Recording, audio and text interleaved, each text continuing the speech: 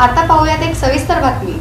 उपमुख्यमंत्री अजित पवार हे बुधवारी सोलापूर जिल्ह्याच्या पूरग्रस्त परिस्थिती पाहणी दौऱ्यावर आले होते। यावेळी जुना पुणे नाका येथे नाल्यात वाहत गेलेल्या रिक्षा चालक सतीश शिंदे यांच्या कुटुंबासह राष्ट्रवादी काँग्रेस पक्षाचे प्रदेश उपाध्यक्ष आनंद चंदनशिवे, प्रदेश उपाध्यक्ष किसन जाधव, गणेश पुजारी यांनी उपमुख्यमंत्री अजित पवार यांची भेट घेऊन निवेदन दिलं। या निवेदनाद्वारे सोलापूर शहरातील शेळगी नाला, जुना पुणे नाका स्मशानभूमी जवळील नाल्यामध्ये शनिवारी 13 सप्टेंबर रोजी रिक्षा चालक सतीश शिंदे राहणार मडकी वस्ती, Word form, Pune road, Solapur हा छत्रपती संभाजी महाराज पुतळा ते स्मशानभूमी मार्गावरून नेहमीप्रमाणे घराकडे रिक्षा घेऊन जात असताना दगडी पुलावरील रस्त्याचं काम चालू असल्यानं खड्डा मारला होता। मागील आठवड्यात येथे मोठ्या प्रमाणात पाऊस झाल्यानं याच दगडी पुलावर रिक्षा चालक सतीश शिंदे हा रिक्षा चालवत असताना वाहून गेला। सर्वत्र शोध घेण्यात आला। नाला परिसरामध्ये प्रशासनाकडून देखील अग्निशामक दल, आपत्ती व्यवस्थापनाकडील बोट, ड्रोन कॅमेऱ्याद्वारे सर्वत्र शोध मोहीम घेण्यात आली, परंतु तो कोठेही आढळून आला नाही।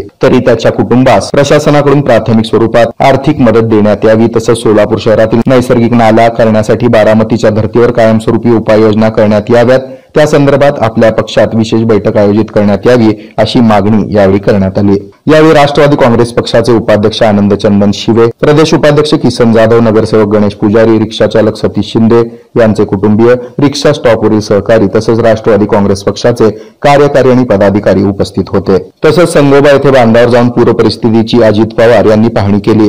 शेतकऱ्यांशी संवाद साधत त्यांच्या अडचणी जाणून घेतल्या, नुकसान झालेल्या शेतपिकांचा आढावा घेतला। पिकांचं जे नुकसान झालं त्याचे तातडीने पंचनामे करून त्वरित मदत पोहोचवावी अशा सूचना त्यांनी संबंधित प्रशासकीय अधिकाऱ्यांना केल्या। उपमुख्यमंत्री अजित पवार यांनी बुधवारी सकाळी करमाळा तालुक्यातील कोर्टी येथून सोलापूर जिल्ह्यातील पूरग्रस्त भागाच्या पाहणी दौऱ्याला सुरुवात केली। सकाळी 7 वाजता पवार थेट शेतात उतरले आणि शेतकऱ्यांशी संवाद साधत पिकांची पडझड, जमिनीतील पाणी साचलेली अवस्था आदीची माहिती घेतली। हे आहे मेट्रोकास्ट केबल नेटवर्क आणि आपण पाहत आहात द न्यूज प्लस बरच काही।